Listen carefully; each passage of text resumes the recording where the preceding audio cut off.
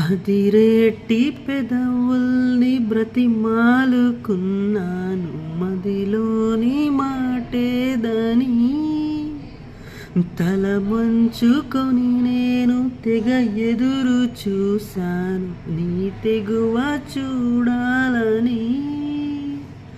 చూస్తూనే రే ఎంత తెల్లవారిపోయింది, ఏమో ఎలా పడం. కన్నుల్లోని రూపమే, గుండెల్లోని ధ్యానమే, నాశని స్నేహమే, నా శ్వాసని కోసమే, ఆ ఊసిని